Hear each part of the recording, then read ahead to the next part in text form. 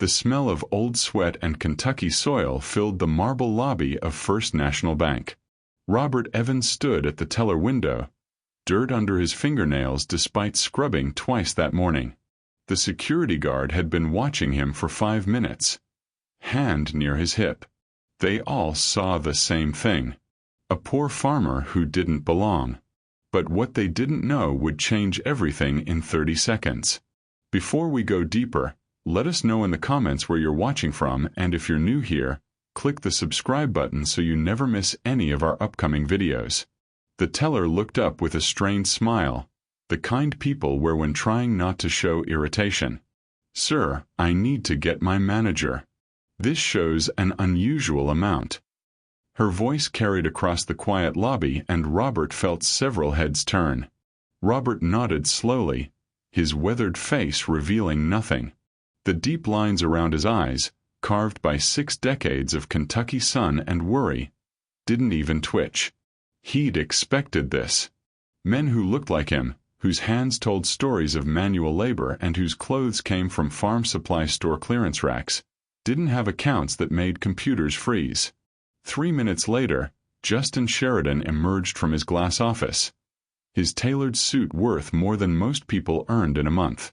The charcoal fabric draped perfectly across his shoulders, and his shoes shined like mirrors. His expression was carefully neutral as he approached, that professional mask successful people wore so well. But Robert saw the judgment beneath the surface courtesy. That same look he'd seen his whole life from teachers who said he'd never amount to anything, from bankers who refused him loans, from city folks who drove past his farm and saw only poverty. The look that said he didn't matter, that he was just another poor farmer who didn't know his place. "Mr. Evans, I'm Justin Sheridan, the branch manager. There seems to be confusion with your account." Justin's voice was smooth and professional with just the slightest edge of condescension. "You're trying to make a withdrawal?" Robert met his eyes steadily, refusing to look away first. $1 million. Cash. The words dropped into the silence like stones into still water. Conversations at other windows stopped. The security guard straightened, hand moving to his radio. Even the woman arranging brochures froze mid-motion. Justin's practiced smile faltered before his training kicked in. "Sir, perhaps we should discuss this in my office. There are procedures for withdrawals this size." As they walked toward the glass office, Robert felt every eye in the bank following him. The well-dressed woman at the investment desk whispered to her colleague. The young couple opening an account turned in their chairs to watch. He'd felt those stares before, growing up poor in rural Kentucky, working land everyone said was worthless. Land that barely grew enough corn to feed livestock, let alone turn profit. His father had worked that same land until it killed him at 53, heart giving out in the middle of a tobacco field, collapsing between the struggling rows. His grandfather before him broke his back on those rocky hills, dying young and poor, leaving nothing but debt. 3 generations of Evans men breaking themselves on soil agricultural reports called marginal at best, worthless at worst. Now at 61, with hands that ached in cold weather and a back that reminded him every morning of years of heavy lifting, Robert was about to prove the world got it wrong about people like him. Sometimes the things everyone calls worthless turn out to be the most valuable. Justin pulled up the account, fingers moving quickly, probably expecting an error, maybe suspecting fraud.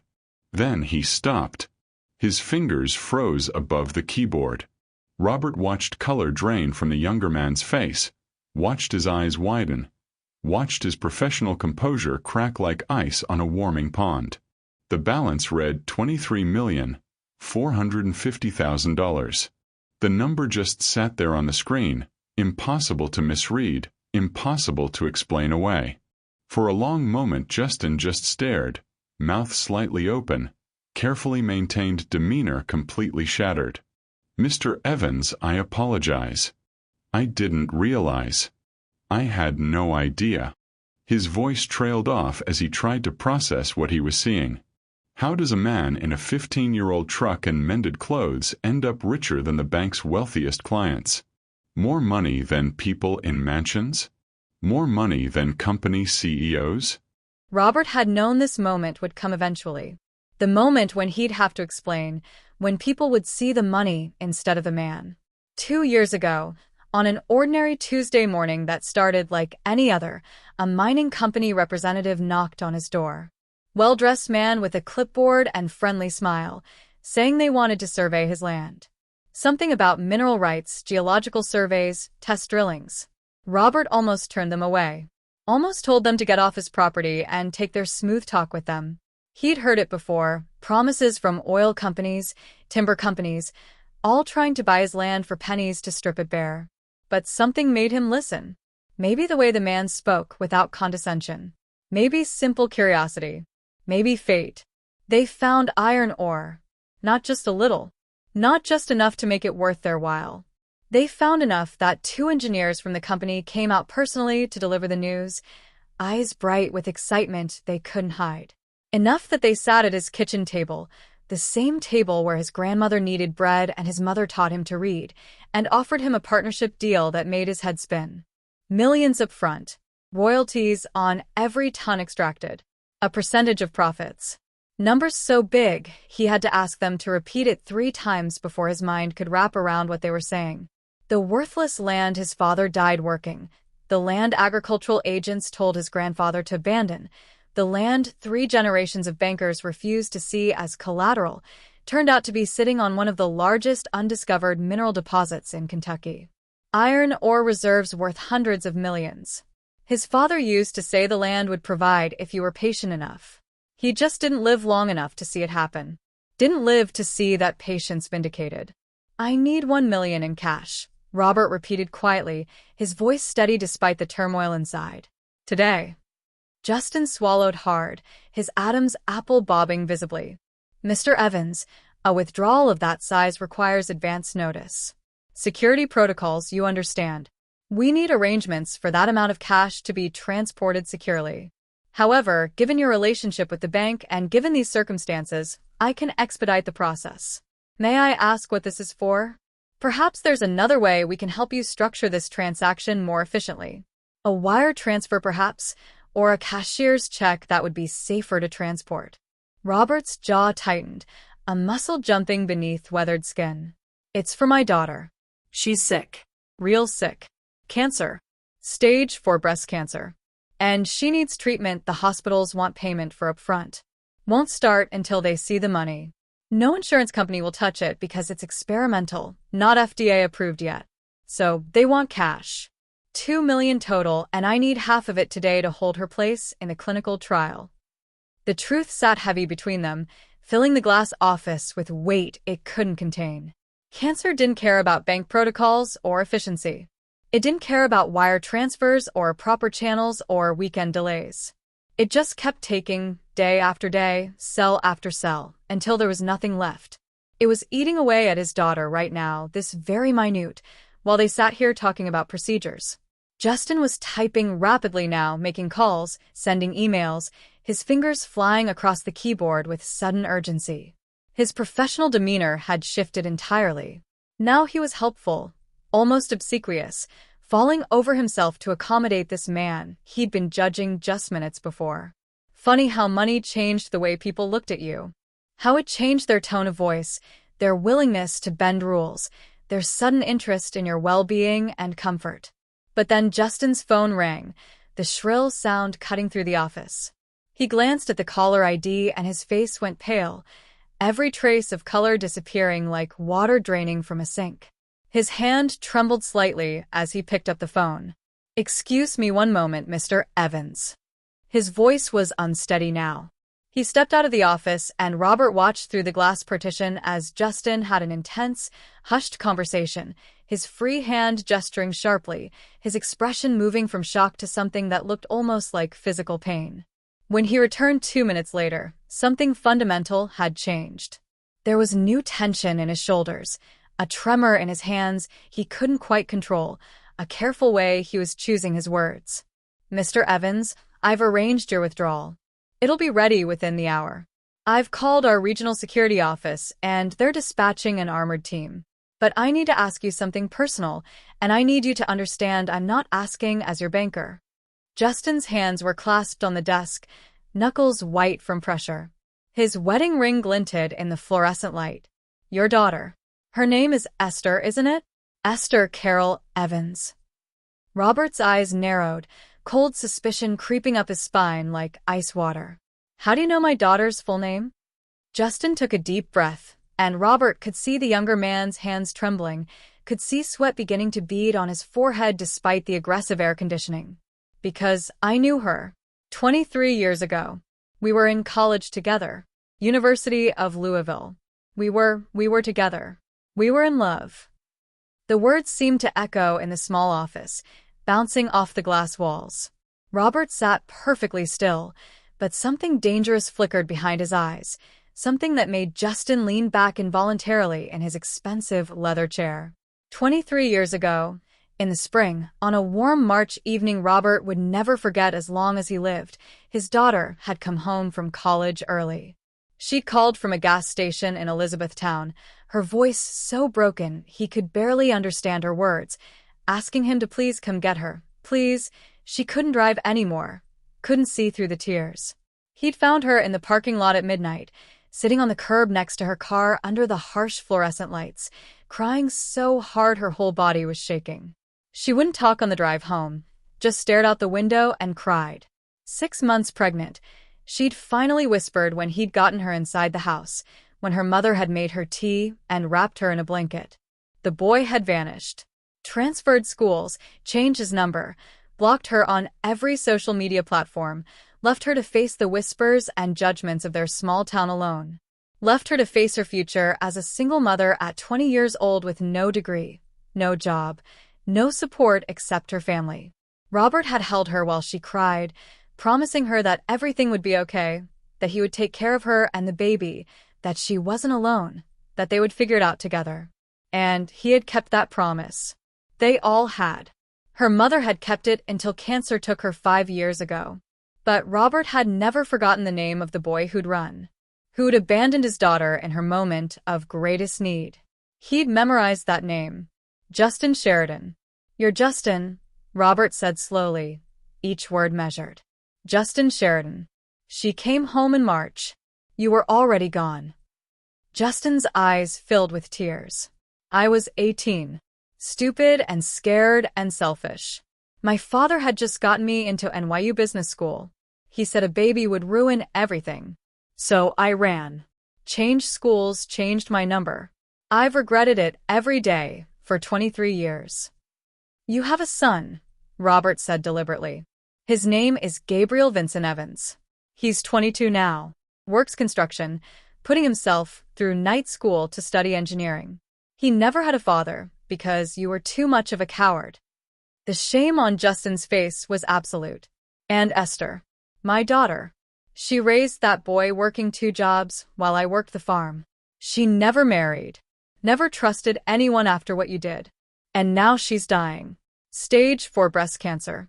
The doctors say maybe 6 months without treatment, maybe 2 years with it. The silence was suffocating. Justin's voice was desperate. Let me help. Please. I have money connections. I'm on the hospital board. I can get her the best doctors, any experimental treatment. Please. But Robert shook his head. I don't need your money. I need you to understand something. For 23 years you got to pretend none of this happened. Esther didn't get that choice. Gabriel didn't get that choice. Robert stood to leave, but Justin's next word stopped him. I saw her. 3 months ago. At the hospital. Robert turned slowly. What? Justin's voice cracked. I was doing board member rounds on the oncology floor. I saw her in the waiting room. I recognized her immediately. She looked so tired, so thin. I almost walked over, but then I saw the young man with her. Gabriel. I knew it had to be him. He had her eyes. The memories seemed to hurt Justin physically. They were holding hands. He was reading something to her from his phone, trying to make her laugh. She was looking at him with so much love. That's when I realized what I'd thrown away. Not just a woman, but an entire life. A family. So you hid, Robert said flatly. Justin nodded miserably. I couldn't face her. Couldn't face what I'd done. I told myself it was better to stay away. But the truth is I was still scared. Still a coward. He looked at Robert with desperate eyes. I went home that night and pulled out old photos from college. I kept one of her laughing. I've moved 12 times and kept that photo every time. My ex-wife found it once and I lied, said it was a cousin. His voice dropped. I built this whole life. Married someone I didn't love because my father approved. Had 2 kids and divorced after 10 years. My children barely speak to me because I was never really there. Always at the office, always running. Every achievement felt hollow because I knew I was a fraud. A real man doesn't abandon the woman he loves when she needs him most. Robert studied Justin for a long moment. The anger that had sustained him for decades burned hot, but looking at this broken man, he saw only someone drowning in regrets. You can't make it right, Robert said quietly. You can't go back. You can't give Gabriel the childhood he deserved. Some things can't be fixed. The devastation on Justin's face was complete. But maybe you can do something about who you are now. Maybe you can stop running. He pulled out a receipt and wrote an address on the back. That's where we're staying. A rental near the hospital. Esther starts treatment tomorrow at 9. If you want to help, you show up. Not with money or connections. Just you. And you face what you did. Justin took the paper with shaking hands. Will she even see me? Robert's expression was unreadable. That's her choice. But if you show up and make this about yourself, if you try to buy forgiveness or ease your guilt, you leave and never come back. Understand? The next morning, Justin sat in his car outside the rental house for 40 minutes, unable to move. What do you say to someone whose life you destroyed? Every instinct screamed at him to drive away, but Robert's words echoed. Stop running. Finally, he forced himself out and walked to the door. It opened before he could knock. Robert stood there. You showed up. Wasn't sure you would. Justin's voice was hoarse. I almost didn't. Robert stepped aside, and Justin entered. In the living room sat a young man, tall and broad-shouldered. Gabriel stared at him with barely contained hostility. So you're him, the sperm donor. The words cut deep. Gabriel, a woman's voice called. Let him speak. Then Esther appeared, and Justin felt punched in the stomach. She was thin, frail, her hair covered by a colorful scarf. But her eyes were the same. Kind, strong, unbroken. Hello, Justin. It's been a long time. All that came out was, I'm sorry. The words were pathetically inadequate, laughably insufficient for 23 years of pain and abandonment. He knew it, and from the expression on Gabriel's face, so did everyone else in the room. Esther moved slowly to a chair and sat down carefully, like her bones hurt, like every movement required thought and effort. The reality of her illness hit Justin like a physical blow. This wasn't abstract anymore, wasn't just something Robert had told him. She was dying. This woman he'd loved, who'd loved him back, who'd carried his child and raised his son alone while he climbed corporate ladders and collected achievements, was dying. And he'd wasted 23 years running from her memory. Dad told me you wanted to help. Her voice was neutral, carefully controlled, giving nothing away. No anger, no warmth, just a careful assessment of this man who destroyed her life once already. Justin nodded desperately, words tumbling out in a rush. Yes. Anything. Whatever you need. The hospital, the treatment, I can make calls. I know doctors, the best specialists in the country. I'm on the board at Louisville General. I can arrange for the best oncologists. I can get you into any clinical trial in the nation. I can contact researchers at Johns Hopkins, MD Anderson, Mayo Clinic. I can arrange for experimental treatments, medications that aren't even publicly available yet. I can... His voice trailed off as he saw her expression, saw the way she was looking at him with something that might have been pity. I don't need your money, Esther said gently but firmly. My father is handling the medical bills. What I need to know is why you're really here. Justin looked at them all and realized there was no easy way. Because I've been running for 23 years, and I'm tired. Because I saw you at the hospital 3 months ago, and haven't slept since. Because my son is sitting right there, and I don't even know his middle name. Gabriel stood abruptly. It's Vincent. Gabriel Vincent Evans. Grandpa named me after my great-grandfather since my actual father wasn't around. Do you want to know what it was like growing up without you? Watching my mom work herself sick? Watching other kids with their dads while Grandpa tried his best but was too old? The words physically hurt. I can't imagine, Justin said. Nothing I say can make up for not being there. I was young and stupid and scared. But those are just excuses. They don't change anything. He turned to Esther. Leaving was the worst mistake of my life. I let fear make me someone I despise. I thought I was choosing my future, but I was choosing cowardice. I've had to live with that every day.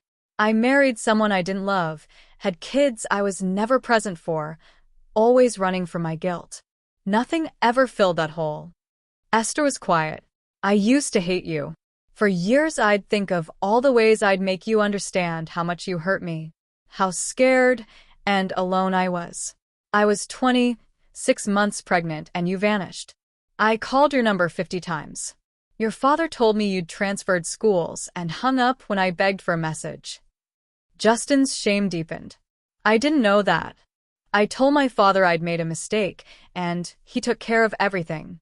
I let him because it was easier than facing you. Esther nodded. But this boy taught me something. He taught me that some people surprise you with how strong they are. How loving. He turned out better than any child has a right to be. And I realized maybe the universe knew what it was doing. Because if you'd stayed out of obligation and resented me, maybe he wouldn't have turned out this way. So I let go of the hate. It was poisoning me. I forgave you, even though you never asked and didn't deserve it. Not for your sake, but for mine. For his. Gabriel's voice cracked. Mom, don't make excuses for him. She smiled. I'm not. I'm just saying I let it go years ago. Robert stepped forward. Here's how this works. You don't get to play hero. You don't use money or connections to earn your way in. You show up. You sit in hard hospital chairs. You bring coffee. You do small, unglamorous things that people who care do. If Gabriel doesn't want to talk, you respect that. If Esther needs space, you give it. You earn every moment they give you. Understand? Justin nodded. Over the next months, Justin learned what showing up meant. He sat in hard plastic chairs for hours. He learned which coffee shop made the best tea for nausea. He was there at 3 a.m. when the pain was bad. He didn't try to fix things. He just showed up day after day doing small tasks. Holding her hair when chemo made her sick. Helping her walk when she was too weak. Bringing favorite foods she could barely eat. Slowly something shifted. Gabriel started acknowledging him. A nod in the hallway. Brief conversations about weather. Then one day in the hospital cafeteria, Gabriel said, Tell me about your life. Who are you really? It wasn't forgiveness, but it was a start. Justin told him everything. The pressure to succeed, building a career but not a life, being successful but lonely. I have a daughter, Christine. She's 15. She sends formal emails about her grades like I'm a distant uncle. And Michael, 12. He hasn't spoken to me in 6 months. Not since I missed his birthday for a business trip that could have been rescheduled. Gabriel listened. Finally, he said, Mom's going to make it. The treatments are working. The doctors are optimistic. And I think partly because she let go of that anger. She let you in and it freed something. Justin's eyes filled with tears. Your mother is the strongest person I know. You both are. That strength, that ability to forgive, you got from her. Gabriel shook his head. I haven't forgiven you. I don't know if I ever will. Every birthday you missed, every time I needed a father, that doesn't go away. But I'm willing to see who you are now, to give you a chance to be someone different. That's all I can offer. And it was enough. More than Justin deserved. They developed a routine. Hospital visits, lunch, when everyone had energy. Conversations that became more natural. Gabriel would tell stories about construction work and engineering classes. Justin would listen and try not to be too obviously proud of this young man he hadn't raised. Esther watched them both, protective but willing to let them find their own path. 6 months later, on a cold November afternoon with frost on the windows, Esther's doctors declared her cancer to be in full remission. The tumor markers were undetectable. The scans were clear. The celebration was quiet, subdued, all of them too aware of how fragile good news could be in the world of cancer, too familiar with how quickly things could change, how the disease could return. But there was real joy too, profound and genuine. Tears of relief instead of grief. Robert went back to his farm, though he visited every weekend, pulling up in his old truck loaded with fresh vegetables from his garden and news from neighbors who asked about Esther constantly. Gabriel finished his semester with straight A's and was accepted into a graduate engineering program at MIT with a full scholarship. And Justin showed up every Tuesday evening for dinner, sitting at a scratched kitchen table with the family he'd abandoned and the second chance he'd never earned but was determined to deserve. Week after week, month after month, proving through consistent action that he'd finally stopped running. He learned that redemption isn't about grand gestures or throwing money at problems or erasing the past with expensive gifts. It's about showing up when it's hard, when it's inconvenient, when nobody's watching or keeping score. It's about doing the work of loving people even when you've already failed them catastrophically. It's about becoming someone different than who you were, one small choice at a time, one moment of courage after another, one decision to show up instead of running away. And sometimes, if you're incredibly lucky, if grace exists in the world in any real way, the people you hurt most find a way to let you try again. Not because you deserve it, because you clearly don't and never will, but because they're strong enough to offer what you could never give them. Grace. Forgiveness. A chance to be better than you were. Robert was right about one thing. The land had provided after all those years of patience and faith. Not just the mineral wealth that saved Esther's life and gave her access to treatment that might not have been possible otherwise, though that was part of it, but something more valuable than any amount of money. A chance for broken people to find their way toward healing together. A chance for old wounds, festering for decades, to finally begin closing. A chance for a man who'd spent 23 years running from his mistakes to finally stop and face what he'd done, to look it in the eye without flinching, and in facing it honestly, to find a path forward. Not an easy path, never easy, marked with awkward conversations and painful honesty and moments of doubt. But possible. Always possible, as long as someone was brave enough to take that first terrifying step. To show up. To stop running. To be present. What would you have done in Esther's place? Could you have given someone who hurt you so deeply a second chance after 23 years? What about you? Have you been running from something in your own life? Someone you need to face? Amends you need to make? Let us know in the comments below, and don't forget to subscribe for more stories that will make you think long after they end.